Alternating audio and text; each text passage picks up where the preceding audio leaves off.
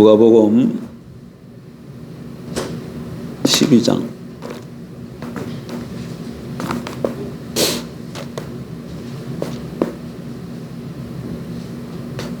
32절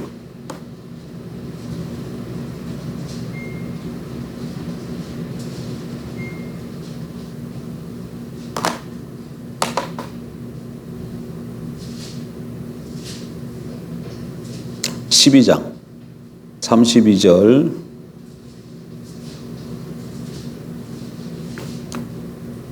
누가복음 12장 32절 한 절만 봅니다. 보십시다. 적은 무리여 무서워 말라. 너희 아버지께서 그 나라를 너희에게 주시기를 기뻐하시느니라. 아버지께서 그 나라는 무슨 나라예요? 하나님의 나라죠. 하나님의 나라를 너희에게 뭐 하시기를? 주시기를 기뻐하시느니라. 아멘. 성경은 무슨 책인 것 같습니까, 여러분? 저는 묵상하는 가운데 성경은 66권으로 이루어져 있는 성경은 하나님의 마음이다. 성경은 하나님의 마음이다. 이렇게 하나님 마음 속에 품고 있던 것을 자기 백성들에게 비춰서 계시해 주신 것을 기록한 것이 성경이다. 여러분도 그렇게 생각이 되십니까? 하나님 속에 하나님의 어떤 이 열망과 열정으로 가득 차 있는 거 있는데 이걸 자기 백성들에게 좀 보여주고 싶은 거예요. 그래서 그것을 시대마다 하나님의 종도를 통해서 계시하고 종들에게 계시해주고 종들로 하여금 기록하게 하신 것이죠. 그리고 그런 것을 전체로 모아놓은 책이 66권이에요. 그러면 그 하나님의 마음에 있던 그것을 기록한 것이 66권의 말씀으로 나타났는데 그게 뭘까요? 하나님의 마음은 하나님의 비전이라고 다르게 표현할 수 있고 하나님의 비전은 누차 얘기하지만 이 땅에 하나님 나라를 세우는 겁니다.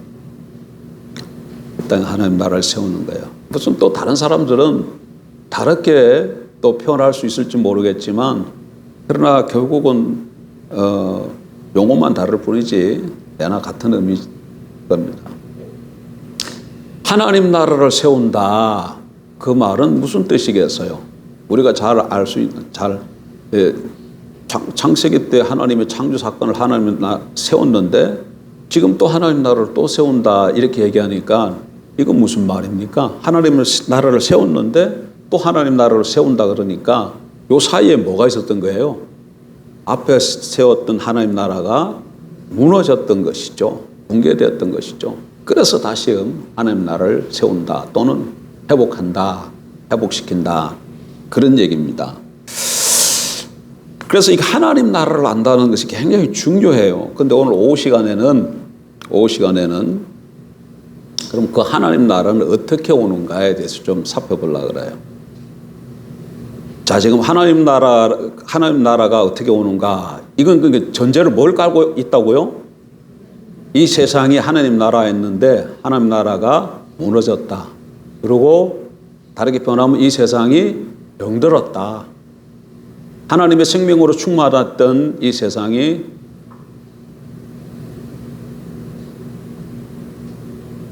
죽음으로 가득 차게 되었다. 그 얘기예요. 그래서 다시금 하나님 나라가 이 땅에 회복되고 세우는 것이 하나님의 뜻이라는 거예요. 근데 그 하나님 나라가 그러면 이 땅에 어떻게 오는가?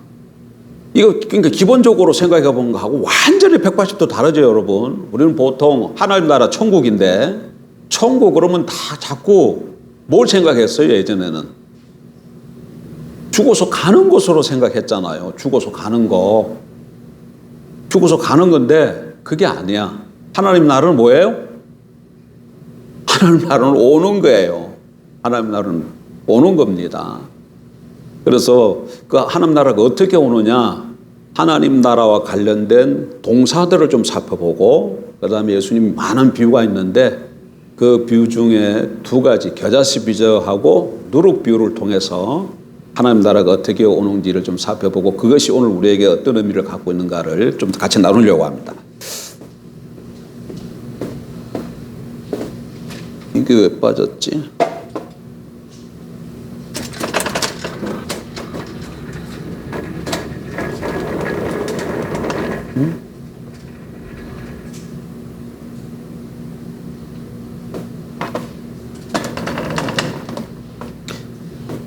자, 오후에 같이 나눌 주제가 뭐라고요? 하나님의 나라는 어떻게 오는가? 하나님 나라는 어떻게 오는가? 이걸 좀. 근데 아까 제가 뭘 살펴본다 그랬습니까? 하나는 하나님 나라와 관련된 동사 두 개. 그 다음에 또 뭐지? 겨자씨, 하나님 나라 옴에 대해서, 하나님 나라 옴, 하나님 나라 도에 대해서 주님이 이 여러 가지 비유를 많이 말씀해 주셨는데, 그 중에서도 겨자씨 비유와 무슨 비유?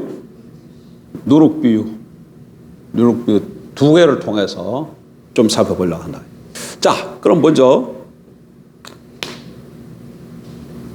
하나님 나라와 관련된 동사를 좀 성경에 가만 보면, 보통 우리는 기도할 때도 그렇고 얘기해 보면 하나님 나라를 이루다, 하나님 나라를 세우다, 하나님 나라를 확장하다, 이런 단어를 많이 써요. 우리가 말을 할 때는. 그런데 성경에 가서 읽어보면 하나님 나라와 관련돼서 이루다, 확장하다 이런 단어는 없어요. 그런 단어는 안 써요. 그런 단어가 없어요.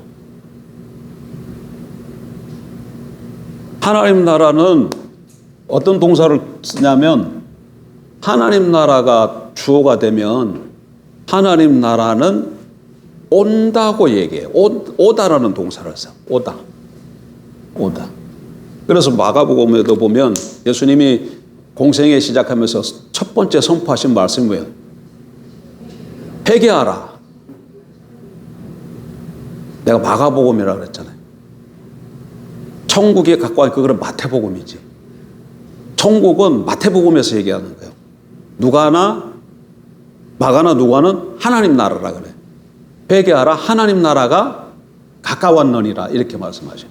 하나님 나라가 가까이 왔다. 왔다는 뭐예요? 지금 오다의 과거형이잖아요. 왔다. 그 다음에 주기도문도, 예수님이 가르치신 주기도문도 보면 나라가 임하옵시며, 그때 이 나라는 뭐예요? 하나님 나라입니다. 원래는 당신의 나라예요. 그대로 번역해야 되면. 근데 당신을 다 빼버린 거야. 그래서 어쨌든 그 당신은 하나님이기 때문에, 하나님을 지칭하기 때문에 하나님 나라가 임하옵시며, 거기도 임하다는 말을 쓰고 있어. 오다라는 말. 그러니까 하나님 나라가 주어가 되면 붙는 동사가 오다가 붙어요. 오다가 와요.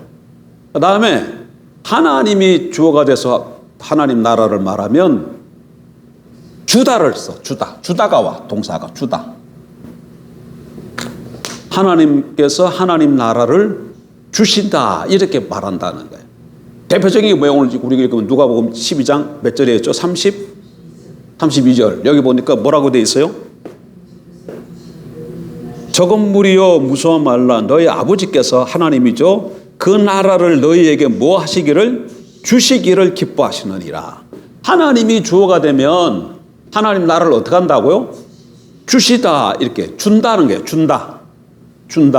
하나는, 그러니까 하나님 나라와 관련된 동사는 성경에는 항상 오다가 오든지 아니면 주다예요. 그러면 이 하나님의 나라에 대해서 사람이 어떻게 반응해야 하냐면, 오기 때문에 하나님 나라가 와요. 오기 때문에 사람은 오는 하나님 나라에 들어가는 거예요. 올라가는 게 절대 아닙니다. 뭐 한다고? 들어가는 거야. 들어가다. 하나님 나라가 임하기 때문에 글로 들어가는 거예요. 그 다음에 하나님 나라를 하나님께서 주시기 때문에 사람들은 그 주시는 것을 받는다, 받다 또는 상속받다.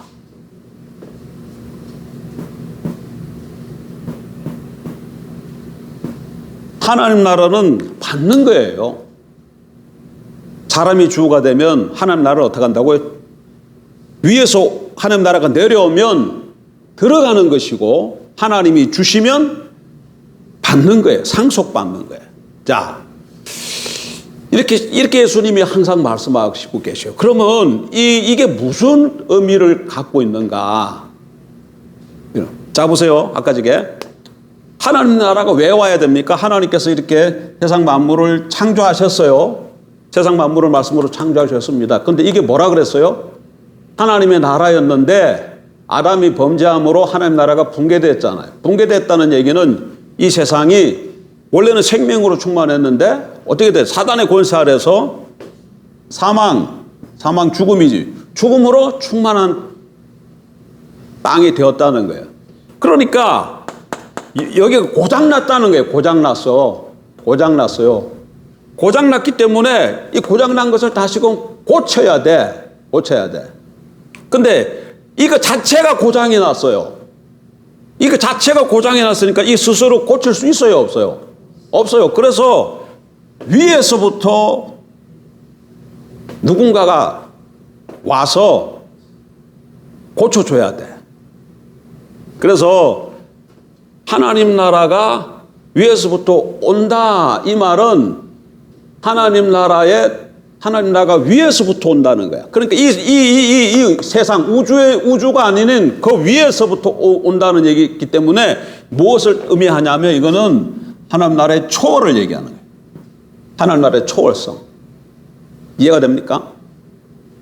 이게 뭐라고 이게 세상 우주입니다. 하나님 만드신 이 세상이에요. 우주인데 이 자체가 뭐였다고? 고장이 나서. 그래서 죽을 병에 걸린 거예요. 고장이 나서. 그래서 이 안에 스스로는 이거 고칠 수가 없기 때문에 이 밖에서부터 와야 돼. 그래서 하나님 나라가 위에서 온다. 그 얘기는 첫 번째로 무엇을 온다는 그 말은 하나님 나라가 초월성을 나타내요.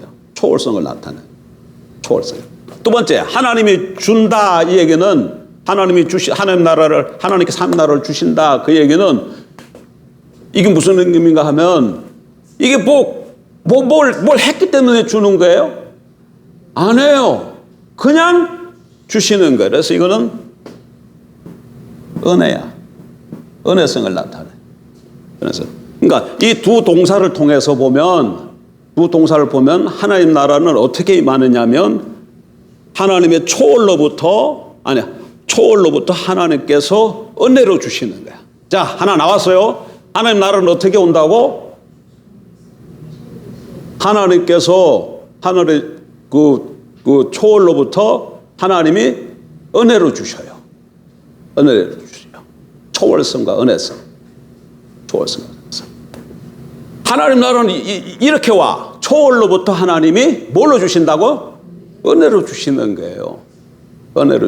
그래서 우리는 그 하나님의 초월부터 은혜로 주시는 그 하나님 나라를 믿음으로 받고 들어가는 겁니다.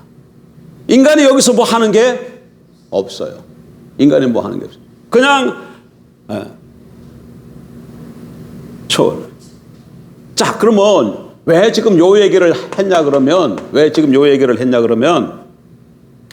일반 다른 종교를 한번 보세요. 다른 종교가 얼마나 많은지 몰라. 다른 모든 종교가 많은데 그래도 고등 종교만 좀 한번 보면 어쨌든 간에 이방인의 모든 종교는 딱 두 종류예요. 이방인의 종교는 뭐다? 이방 종교는 둘로 나누어져요. 범신론 아니면 이신론이야. 범신론 아니면 이 범신론의 대표적인 것은 힌두교. 불교도 힌두교에 속합니다. 넓은 범위에. 불교가 어디서 나왔어요? 힌두교 이거 저기 인도는 힌두교잖아요. 불교가 어디서 나왔어요? 석가모니가 어디 사람이에요? 인도 사람이잖아요. 그래서 이렇게 얘기하는 사람이 있어. 불교는 개혁 힌두교다. 개혁 힌두교. 개혁 힌두교가 불교라 그래. 거기서 그러니까 힌두교 또는 불교. 이거 범신론이야. 그다음에 이신론은 이슬람이에요. 그럼 이게 뭐냐? 범신론이라는 건 뭐냐면 원래 우주의 원리가 있어요. 그걸 브라만이라 그래. 브라만 그러면 여러분 인도에 카스트 제도 있는 거 아시죠? 이거 신분이 나뉘어요, 네 개를. 제일 위에 승려계고 귀족이 있고 평민이 있고 불가촉 천민들이 있는데 제일 위에 있는 그 제일 높은 신분에 있는 사람들을 브라만이라기도 하고 뿐만 아니라 우주의 근본 원리를 브라만이라 그래요. 근데 이게 브라만이 있는데 이 브라만으로부터 모든 삼라만상이 이 세상에 존재하는 그 모든 것이 삼라만상이잖아요. 그 삼라만상이 다 이 브라만으로부터 나온 거야. 그러니까 우리도 어디서 나왔다는 거예요? 우주의 근본 원리로부터 다 나왔어요. 그러니까 다 뭐예요? 다 신이야. 다 그래. 범신이야, 범신론이야. 그런데 잡으세요. 그러니까 근데 우리 관점에서 보면 이 우주가 어떻게 됐다는 거예요? 그러니까 여기는 참 신이 있어요, 없어요? 여러분, 불교는 신이 없습니다. 그걸 몰라요, 사람들이. 불교는 신이 없어요. 그래서 이렇게 그 불상 앞에 가가지고 이렇게 빌고 하잖아요. 그거는 짬뽕 된 거예요. 참 불교가 아니에요. 불교는 뭐가 없다? 이 세계관이 이렇다니까. 우주 원리에서부터 브라만으로부터 모든 게 다 나왔어요. 뭘 없어요. 그러니까 여기는 뭐가 없는 거야? 신두교는 초월이 없는 거예요. 초월이 없어요. 내재만 있는 거예요. 그러니까 여기 범신론에서 여기서 구원을 어떻게 이루어야 돼? 선이 없기 때문에, 신이 없기 때문에 자기가 해결해야 돼. 그래서 여기는 자율 종교로 갈 수밖에 없어. 뭘로 간다고? 자율 종교로 가는 거예요. 자기 문제를, 인생의 문제를 누가 해결해야 돼? 자기가 해결해야 돼. 그래서 불교는 뭐냐면 그걸 어떻게 그러면 자기가 구원해? 각함을 통해서. 뭐 한다고? 토하는 게 아니고 이거 뭐예요? 깨닫는 거예요. 하고 깨달아야 돼. 하고 깨달으면 자기 안에 있는 욕심이 없어지고 무아가 되어져서 돌고 도는 윤회의 세상에서 해탈해서 열반으로 들어가서 자기가 뭐가 되는 거예요? 부처가 되는 거예요. 자기가 부처가 돼요. 그래서 불교 사람들 만나면 인사가 뭐예요? 성불하소서 이러잖아요. 뭐 하라고? 성불. 부처가 되라고. 근데 이런 이치를 모르는 사람들은 자꾸 부처상 앞에 가서 이렇게 절하면서 부처를 자꾸 신으로서 이렇게 하고 빌고 도와달라 그러고 돈 달라 그러고 색시 달라 그러고 12,000봉 어떻게 해달라고. 그거 다 뭘 몰라서 그러는 거야. 이 불교가 어떤 종교인지를 몰라서 그러는 거예요. 여기는 어떻게 해야 돼? 각해야 돼. 각해야 구원받아. 자기가 뭐 해야 된다고? 각해야 돼. 각해. 뭐가 없기 때문에? 초월이 없기 때문에 그런 거예요. 여기서 이렇게 초월이 있어서 하나님이 이렇게 구해줘야 되는데 초월이 없기 때문에 원리가 없고 지가 이렇게 구원해. 그럼 이 신론은 뭐냐? 여기는 초월은 있어요. 세상을 둘러놔 초월이 있고 여기 세상이 이렇게 있으면 초월의 하나님이 이 세상을 만들었어요. 거기까지 얘기합니다. 그런데 만들고 나서는 이 세상이 어떻게 돌아갈 수 있는 큰 원리를 만들어 놓고는 자기는 그 다음에 손을 떼는 거예요. 더 이상 이 세상에 대해서 간섭을 안 해요. 초월의 하나님이 있긴 있지만 이 세상이 더 이상 어떻게 한다고요? 관여를 안 해. 근데 이 세상이 어떻게 돼서 지금 고장났어. 고장났어. 그럼 이 고장난 걸 어떻게 해? 초월의 하나님이 고쳐줘야 되는데 초월의 하나님은 간섭을 안 해. 간섭을 안 해. 이 고장났는데. 그럼 어떻게 해야 되겠어? 이게 다르게 얘기하면 어떻게 하면 구원받을 수 있겠어요? 여기서도 자기 스스로 안 그러면은 그 숙명에 맡기든지. 그래 이슬람 보면 여기는 알라가 있잖아요. 누구 신이 있잖아요. 알라. 그러니까 알라의 그 사람들은 이슬람 사람들은 주로 무슨 말을 하냐면 인샬라 이런 말을 많이 써요. 그건 무슨 뜻이야? 알라의 뜻으로 쩍하면 알라의 뜻이야. 쩍하면 알라의 뜻이야.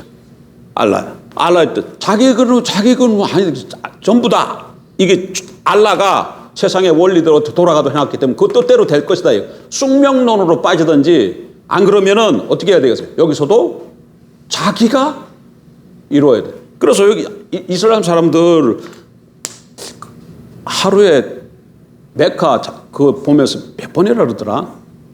5번이라든가 몇 번이니까 꼭 절해야 돼요. 절하는 게 아니고 기도해야 돼요.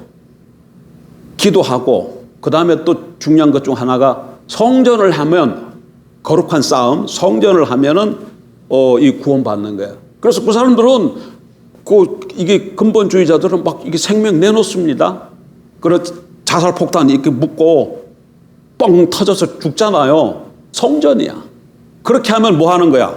구원받는 거야. 지가 아무리 못되게 살아도 성전을 향하면 어떻게 한다고? 사는 거야. 근데 희한한 것은 그 나라 그 사람들이 이렇게 뻥 터져가 자살 폭탄에 뻥 터져가 죽으면 무슨 복 받는 줄 아세요? 여자가 많아. 부인이 열어준대. 부인. 너무 유치해. 너무 유치해. 그거 종교라고. 그러니까 여기서도 신은 있지만 신이 없는 거랑 똑같아요. 그럼 여기도 무슨 종교예요? 그러니까 자력 종교예요. 자력 종교예요. 자력 종교. 그러면 그러니까 참 종교가 되려면 어떻게 해야 되겠어요?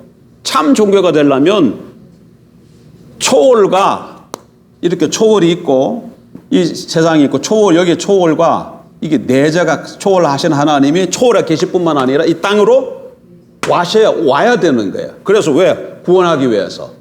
그래서 초월에 계신 하나님이 이 사망의 땅에 내려와서 손을 내밀어 줘야 거기서 병들고 문제가 생긴 사람들이 그 손을 붙잡음으로 구원을 받는 거예요. 그래서 하나님 나라가 이 땅에 오는 겁니다. 그래서 이 땅에 하나님 나라. 그러니까 이것만 봐도 이 세상의 종교가 이렇게 둘로 나눠지는데 이것도 그렇고 간에 여기에 구원의 길이 있어요, 없어요? 없어요. 구원은 그래서 오직 예수로만 이루어지는 겁니다. 타 종교 좋은 말씀이 많이 있어요. 윤리 도덕도 있어요. 예, 존중합니다. 그럼에도 불구하고 구원은 없어요. 생명 없어요. 왜? 구원은 자체가 달라. 구원은 이 세상이 고장났는데 여기는 고장난 세상 자기 스스로가 어떻게 자기를 고칠 수가 있겠어요? 여기는 초월자가 있지만 이 초월자가 여기 오질 않아. 그러니까 자기가 어떻게 또 해야 돼. 이 사람 많아야. 그러니까 구원을 이룰 수가 없어요. 구원을 이루려면 이 세상에 초월을 하신 분이 내재하셔야 된다니까. 그래서 우리 기독교는 뭐예요? 삼위일체로 하나님이 계시잖아요. 초월에 계시면서도 또 어떻게 해야 돼? 내주하고 계시잖아요. 이 말 굉장히 중요한 말입니다, 여러분. 하나님은 저 하나님 높고 높은 곳에 계세요, 안 계세요? 계신과 동시에 그래서 우리는 또 어디 있다 그래요? 내 안에 계시고 성령님은 항상 우리와 함께 계신다는 게 그게 내재예요. 그게 내재예요. 그래야 뭐가 이루어진다고? 구원이 이루어져요. 그래서 우리의 구원은 초월하신 분이 은혜로 하나님 나라를 주심으로 우리는 그것을 믿음으로 받고 들어감으로 구원을 받는 겁니다. 그래서 이 하나님 나라는 초월자 하나님으로부터 은혜로. 자, 이게 하나고, 그 다음에 그러니까 요 첫 번째 걸 통해서 하나님 나라는 초월성과 뭐 있어요? 초월성과 은혜성이 있습니다. 그리고 초월성과 은혜성은 이런 의미를 갖고 있고요. 그 다음에 그러니까 보다 하나님 나라가 초월로부터 은혜로 주어지기 때문에 오직 예수다. 결부시켜야 돼요. 그래서 오직 예수다. 다른 데는 생명이 없어요. 구원이 없어요. 다른 길 헛다리 짚지 마시라 그 얘기예요. 그렇다고 막 가서 무시하거나 그래가지고는 안 되겠지만 여기도 좋은 말씀, 얼마나 좋은 말씀 많은지 몰라요. 얼마나 좋은 말씀인지 몰라요. 어떻게 보면 이거는 여러분 불교는 엄청난 사상적으로 아주 고등한 철학입니다. 우리가 이것을 쫓아갈 수가 없어요. 그럼에도 불구하고 다 이게 뭐예요? 사람의 머리에서 나온 것이잖아요. 그리고 보세요. 여기서 이게 다 자력 종교인데 인간 스스로가 인간의 어떤 지혜와 선행을 쌓아가지고 공력을 쌓아가지고 구원받는다는 건데 사람 자체가 어떻게 돼 있어요? 사람 자체가 타락해가지고 불완전할 뿐만 아니라 제한적이고 유한한데 그 제한성과 유한한 그 어떤 지혜와 능력 가지고 어떻게 자기 문제를 해결할 수가 있겠어요? 해결할 수가 없어요. 그래서 구원은 하나님이 초월하신 하나님이 은혜로 주시는 으로 우리에게 주어지는 거야. 자, 그 다음에 겨자씨 비유 좀 보십시다.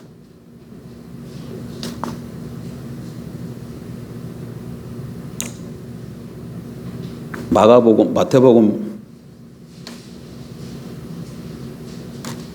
13장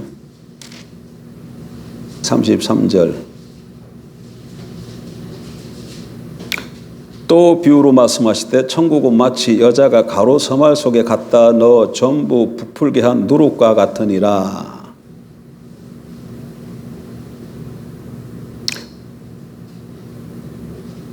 가로 서말 가지고 반죽을 했어요. 반죽. 근데 거기다가 뭘 넣었다고요? 누룩을 넣었어요. 그랬더니 조금 있다가 어떻게 돼서 그게 전부 다 부풀게 되었다. 그 얘기죠. 이게 뭐라는 거예요? 그게 천국이라 그래요. 다시 보세요. 본문. 또 비유로 말씀하실 때 천국은 무슨 비유예요? 천국 비유입니다. 천국은 이렇다는 거예요. 천국은 다른 말로 하면 뭐죠? 하나님 나라죠. 하나님 나라는 마치 여자가 가로 서말 속에 갖다 넣어 전부 부풀게 한 누룩과 같으니라. 그러니까 옛날 고정관념으로 죽어서 가는 좋은 곳, 장소 이렇게 천국을 이해하고 있으면 이 비유가 설명이 될까요? 안 될까요? 도무지 설명이 안 돼. 그렇게 해가지고는 이 자체가 해결이 안 돼요. 그 다음에 마가복음 4장으로 가세요. 마가복음 4장 30절 또 이르시되 우리가 하나님 나라를 어떻게 비교하며 또 무슨 비유로 나타낼까? 여기도 무슨 비유예요? 하나님의 나라 비유입니다. 하나님 나라를 비유한다 그 얘기죠. 31절 겨자씨 한 알과 같으니 그러니까 하나님 나라는 못 같다는 거예요. 겨자씨 같다. 아까 저게는 누룩 같다 그랬죠. 누룩. 여기서는 겨자씨입니다. 31절 겨자씨 한 알과 같으니 땅에 심길 때에는 땅의 모든 씨보다 작은 것이로되 겨자씨는 굉장히 작은 씨라 그래요. 우리 한국 사람들이 있어서는 작은 것은 뭐에 비유해요? 깨알 같다 그러잖아. 근데 유대인들에게 있어서는 그걸 뭐라 그런다고? 겨자씨다 이렇게 비유하는 겨자씨. 31절 겨자씨 한 알과 같으니 땅에 심길 때에는 땅의 모든 씨보다 작은 것이로되 심긴 후에는 자라서 모든 풀보다 커지며 큰 가지를 내나니 공중의 새들이 그 그늘에 깃들일 만큼 되느니라. 나중에는 얼만큼 커져요? 모든 풀보다 커지면 큰 가지를 내나니 나무만큼 이렇게 커진다는 게 작은 씨인데 그걸 심기면 나중에 자라서 큰 가지를 내는 나무처럼 돼가지고 얼마만큼 그래서 뭐가 깃들일 만큼 공중의 새들이 깃들일 만큼 그렇게 커진다 이런 얘기예요. 자 보세요. 겨자씨 비유, 누룩 비유. 겨자씨 비유, 씨 중에 뭐 어떤 씨유다? 가장 작은 씨였어요. 근데 그것이 심기면 큰 나무처럼 커진다. 그래서 새들이 깃들 만큼 되어진다. 가루 서말을 가지고, 가루 서말 속에 반죽했는데 거기에 누룩 조금 넣었더니 가루 서말 누룩 반죽이 다 부풀렀다. 근데 하나님 나라가 그렇다는 거야. 겨자씨 같고 누룩 같다. 그러니까 이게 첫 번째 뭘 보여주냐면 이거는 하나님 나라의 어떤 성질을 보여주냐면 하나님 나라의 은닉성을 나타내니까 첫 번째. 감추어져 있는 거야. 겨자씨 같아. 눈에 보일랑말랑해. 누룩 같아. 아주 적다 이게. 그러니까 아주 하나님 나라는 미미한 것처럼 그렇게 보이고 그렇게 시작되어진다. 그걸 뭐라고요? 은닉성을 나타내는 거예요. 은닉성. 감추어져 있다 그 얘기예요. 은닉성이 나타내. 그런데 겨자씨 보세요. 겨자씨는 생명이 있기 때문에 겨자씨가 땅에 심기면 어떻게 된다 그래요? 반드시 뭐 한다 그래요? 성장한다 그러잖아요. 반드시 뭐 한다 그래요? 자란다고요. 반드시 자라요. 누룩이 반죽에 들어가면 반드시 부풀는 역사를 일으켜요. 그래서 여기 뭐냐면 필연성이 있다면 하나님 나라를 이렇게 첫 번째 어쩌다 두 비유를 통해서 은닉성을 가지고 필연성이 있는 거예요. 미미하지만 반드시 생명이기 때문에 반드시 자란다. 근데 그 자라는 것이 어느 날 자고 났더니 팍 이렇게 자라는 게 아니고 여러분 누룩 가지고 저는 어렸을 때에 집에서 반죽해가지고 누룩 집어넣고 그걸 이렇게 이거 큰 그릇 양푼이 같은 거 그거기다가 이렇게 저희 어머니가 이렇게 밀가루 반죽해가지고 누룩 넣고 이스트 넣고 이렇게 해가지고 아랫목에다 턱 넣고 덮어놓거든요. 그럼 시간이 한참 지나 보면 거기 이렇게 커져 있어요. 그럼 그거 떼가지고 세상에 제일 맛없어 그거. 그럼 뭐 맛있겠네. 나는 그렇게 해주는데 그거 왜 먹는지 모르겠어 나는. 아니 그냥 거기다가 뭐 좀 이렇게 해야 되는데 그 밀가루만 해가지고 나는 그거 먹을 때마다 난 이거 왜 먹는가 해. 그리고 부침개도 마찬가지야. 부침개 갖고 경상도는 밀가루에다가 집어넣는 거 그냥 부추, 정구지 쓱쓱 썰어가지고 넣거든요. 그래가지고 떠서 이렇게 굽거든요. 그냥 그 소금에 해다가 정구지 그거야. 그거 나 왜 먹는지 모르겠어요. 안 맛있어요. 근데 서울 왔어요. 제가 이제 커가지고 서울 왔는데 서울 같은데 다른 집에 갔더니 그것만 들어가는 게 아니더라. 나는 그걸 지짐이라 그러거든 우리는. 서울 올라오니까 지짐이라는 말도 안 쓰고 부침개라는 말씀을 쓰더라. 부침개 하는데 전구지만 들어가는 게 아니더라고. 전구지만 부추만 들어가는 게 아니고 다른 것도 김치도 들어가고 김치전도 있고 다양하고 뭐 다른 것들 뭐 오징어도 들어가고 파도 넣고 막 그러더라고. 근데 우리는 전구지만 넣어가지고 어렸을 때 기억은 찌지면 맛없다. 그 다음에 이게 개떡 만들어주면 개떡도 맛없다. 이랬는데 나중에 보니까 다른 게 들어가니까 이거 먹을만 하네. 그렇게 되더라고. 그러니까 지금 뭐냐면 우리 집이 너무 좀 빈약해가지고 가난해가지고 다른 걸 안 넣었던 거야. 그러니까. 안 그러면 우리 엄마가 음식 솜씨가 없다. 그래. 그 얘기 중요한 게 아니고. 그래서 아랫목에 또 갖다 놨어요.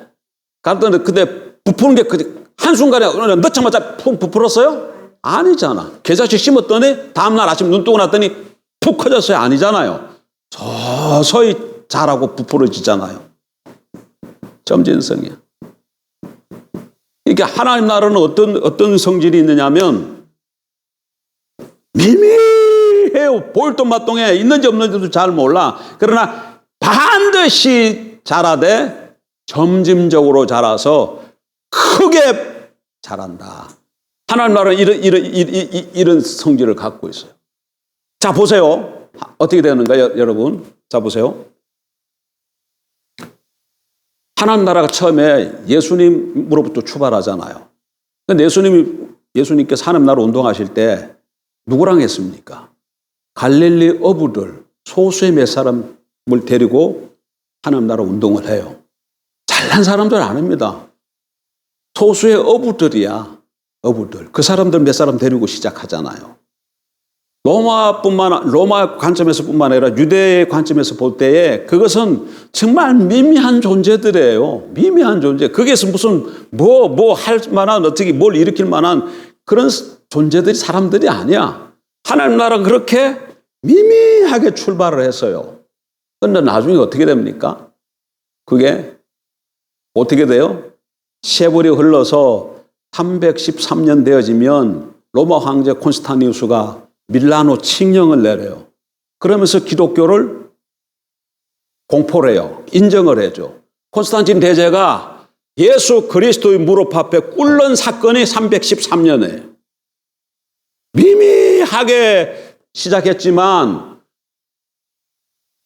생명 있는 씨앗이 반드시 점진적으로 자라서 큰 나무가 된 것처럼 그렇게 자랐어요.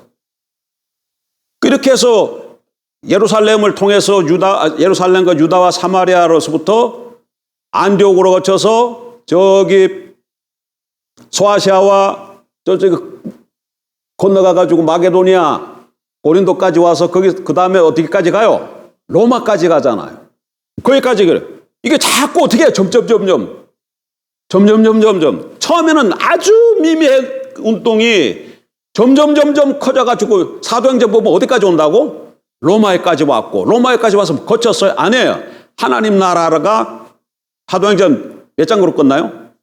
28장으로 끝났는데 28장으로 끝나지 않고 계속 29장으로 있어가지고 뭐 어디까지 와? 대한민국에까지 와가지고 우리도 예수 그리스도 믿고 영접하고 하나님의 백성이 됐잖아. 그리고 이 땅에 우리가 하나님 나라를 또 세워나가고 있잖아요. 이거 봐. 이렇게 미미하게 시작됐지만 굉장히 크게까지 성장했잖아요.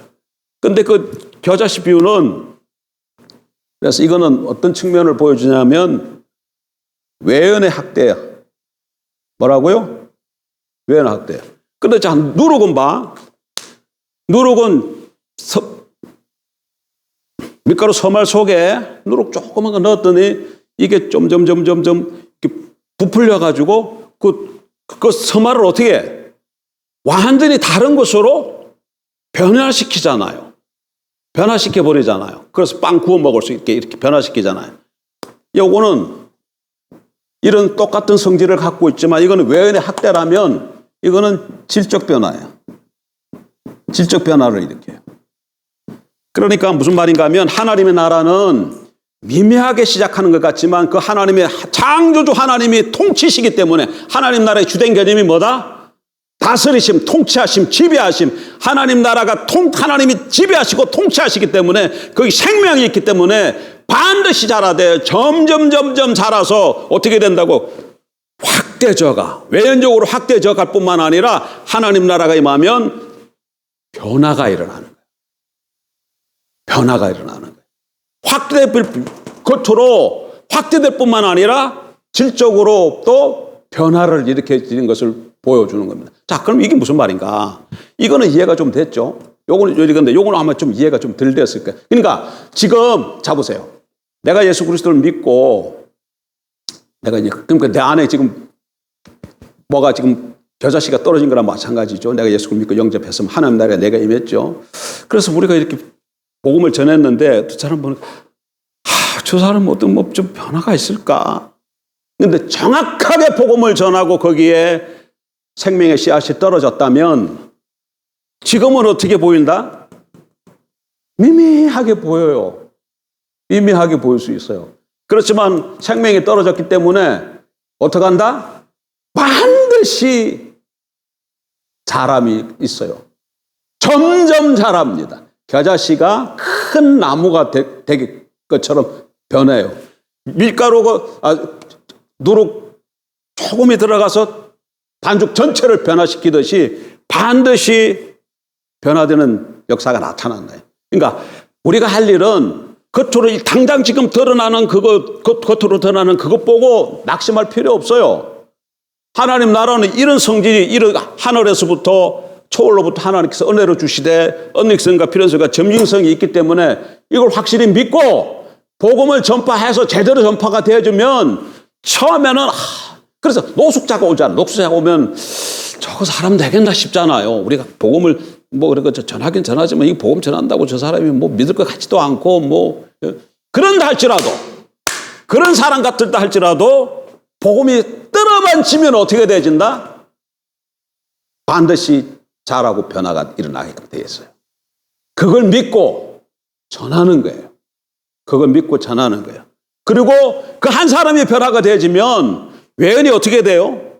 그 사람 자체가 변화되고 그 사람 주위에서부터 점점 또 확대져 나가요.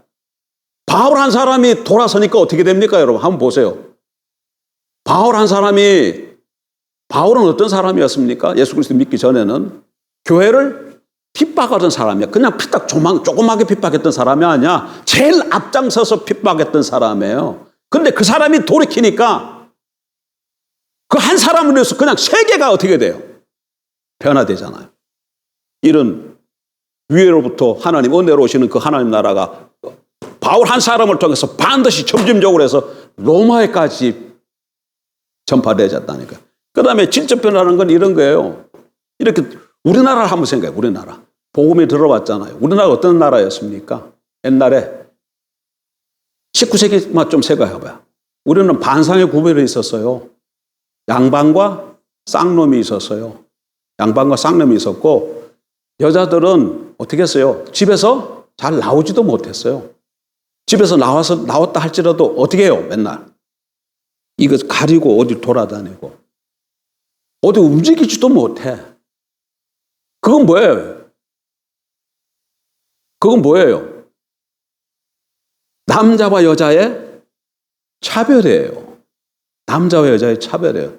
남자들은 하면 이렇게 하고 그냥 이쯤 짓고 팔짝 걷는데도 여자들은 거리에 나오지도 못했다니까.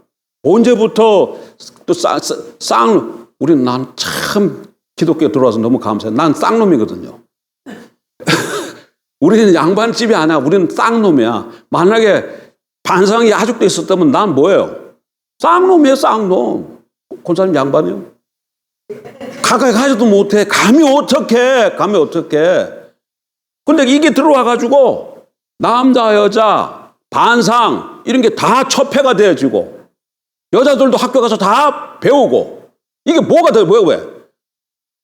기독교가 들어와서 일으킨 변화입니다, 여러분. 한국 초대교회 때에 일제시대 때에 그 지도자들 보세요. 몇몇이 다 누군가. 대부분 다 기독교인들이에요.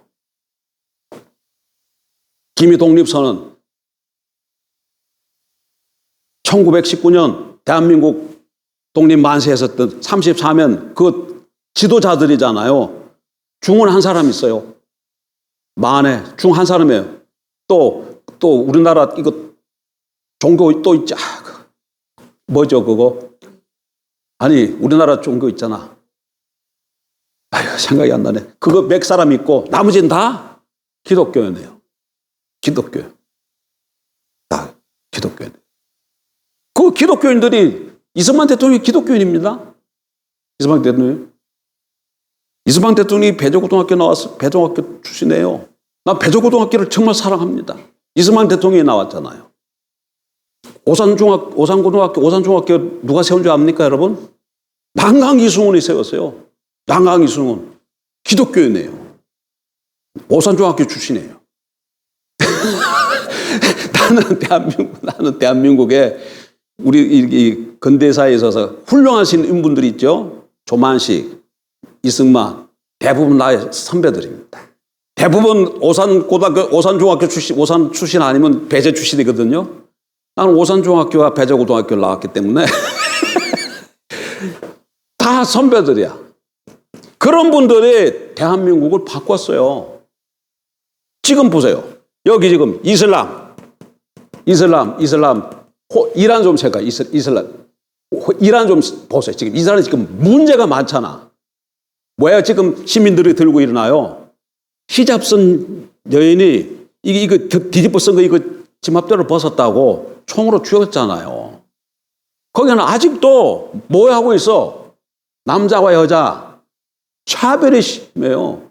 이 투표권도 여자 투표권도 참정권 이것도 뭐 근래나 주어졌을 거야 이거. 이거 이런 일 여기는 어때? 여기는 더하네? 여기는 더해요. 불가촉 천민들 왜 이게 인도에 기독교가 들어오는 걸 막는 줄 아세요? 기독교인들이 와서 복음 전하는 것을 힌두교 정치 지도자들이 안 좋아합니다. 왜 그래요? 거기 자기네들이 뭐 이렇게 다 땅도 갖고 뭐 하는데 그거 다 누가 해야 돼요? 불가촉 천민들이 다 경작해주고 해야 되는데 기독교 들어오면 이게 다 엎어지거든요. 이게 엎어지거든요. 사람들의 의식이 깨어나고 인권의식이 정진되고 그러니까 그걸 싫어하는 거예요. 그래서 그 사람들이 자기네 그걸 다 일해줘요. 그리고 그 사람들은 또 평생 자기는 그렇게 천민으로 태어났기 때문에 그렇게 살아야 되는 줄 알아. 살아야 되는 줄 알아. 우리나라도 옛날에 욕 중에 이런 게 있었어요. 우리 외삼촌이 그런 욕을 잘 하셨는데 뭐냐면 이 백정놈의 새끼가 이런 욕이 있었어요. 이 백정이라고 안 하고 백정을 쭉 이렇게 좀 무슨 사투리가 좀 섞여가지고 하는 말인데 근데 백정을 두고 하는 말이에요. 이 백정놈 같은 새끼라 근데 백정이 뭡니까? 천민이잖아요. 그 옛날 사회는 지금은 돈 많이 벌어요. 그 백정들이. 부족한 사람들 다 백정이잖아요. 부족한 사람들 다 넉넉하게 먹고 삽니다. 요즘에는. 근데 옛날에는 다 뭐야? 완전 쌍놈 중에서도 쌍놈이잖아요. 근데 왜 그런 것이 여기는 아직도 그게 있다니까? 힌두교, 불교 이런 데는 아직도 이게 있다니까요. 그런데 기독교가 들어가는 곳곳마다 그것들이 다 폐해져요. 왜 그래요? 질적으로 변화가 일어나기 때문에 그렇다는 거예요. 질적으로 일어났다. 그러니까 이렇게 하나님의 나라는 이렇게 능력이 있습니다. 바울이 고린도 교회를 말한 것처럼 하나님의 나라는 말에 있지 않다. 내가 가면 너희의 교만한 말을 볼 게 아니라 능력을 볼 것이다. 하나님 나라는 말에 있지 않고 능력에 있느니라. 하나님 나라는 능력이에요.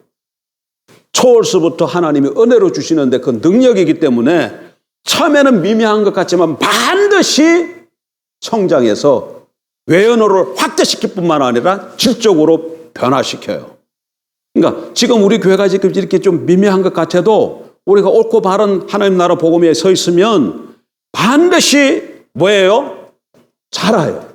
미미한 것 같지만 반드시 자라서 우리 자녀들도 변화시키고 가정이 변화되어지고 가정으로 복음이 확대해지고 우리 자신이 질적으로 나로부터 내 주위에 모든 사람들도 반드시 변화가 나타나고 그러니까 하나님 나라를 들어갔고 예수 그리스도 주와 그리스도를 믿고 영접한 사람들은 그래서 낙심하면 안 되는 거예요.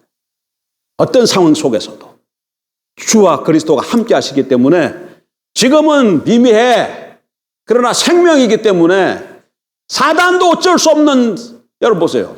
유대사와 이 복음이 로마로 들어갈 때 로마의 정치자들을 앞세운 이 사단의 저항이 얼마나 거셌는 줄 압니까? 로마의 복음이 처음 들어갔을 때, 로마의 기독교가 처음 들어갔을 때 황제들이 핍박을 근데 다 죽였어요. 다 죽였어요. 영화 코바디스 도미네. 바디스 도미네. 주요 도미네. 바디스 도미네. 주요 어디로 가시나이까. 그게 무슨 얘기예요? 이게 영화 제목입니다. 코바디스 도미네. 로마 때 그 네로가 황제였는데 이게 술 한잔 먹고 이게 또 조금 시인기가 있었어요. 그 시를 한번 쓰고 싶은데 술 한잔 먹었는데 어떻게 하면 시의 감흥이 좀 떠올랐으면 좋겠는데 어떻게 할까 하다가 야 시에다 불 좀 질러라 그래가지고 불 질렀어요. 그래서 불타는 걸 로마식으로 불타는 거 이렇게 보면서 이게 시 좀 한번 해보려고. 근데 그게 정권에 자기 정치에 이게 위기로 다가오네. 희생양이 필요하잖아요. 그래서 이거 저 불낸 거 지금 기독교인이 불냈다. 아니 기독교인들이 아무 잘못 없는 사람들이 엄청나게 끌려가서 죽고 동물밥 되고 예? 네로뿐만 아니라 그 전에 모든 그 사람들, 그 황제들이 엄청나게 핍박했어요. 엄청나게 핍박했어요. 엄청나게. 그게 누가 그래요? 사단이 로마의 통치자들을 통해서 그렇게 막는 것이죠. 그게 뭐가 될상 싶은가 싶어요. 뭐가 될 것 같은가. 그럼에도 불구하고 반드시 점점적으로 자라서 313년에 어떻게 됐다고요? 로마 황제가 예수 그리스도 앞에 무릎을 꿇는다니까요. 꿇는다니까요. 그러니까 오늘 우리가 예수 그리스도를 믿고 영접하고 우리가 하나님 나라에 들어와 있고 나를 통해서 이제 복음이 전파될 테니까 어떤 상황과 어떤 현실 속에 있다 할지라도 낙심하지 말고 주님께 여쭤보고 주님과 동행함으로 그분의 음성을 듣고 순종만 하면 이런 초월로부터 은혜로 주어지는 하나님 나라가 내 가정과 내 사역과 내 영토에 반드시 이런 역사로 나타날 줄 믿습니다. 그래서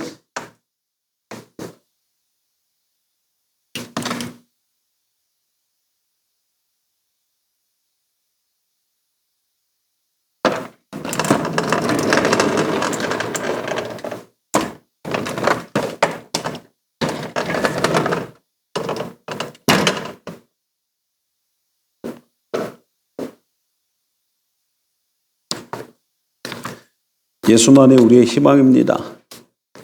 그래서 합의 하나 하십시다. 합의 하나가 뭡니까? 하나님의 비전과 하나님의 나라, 하나님의 비전, 하나님의 열망, 하나님의 마음, 하나님의 나라예요. 한번 합시다. 합의 하나 합시다.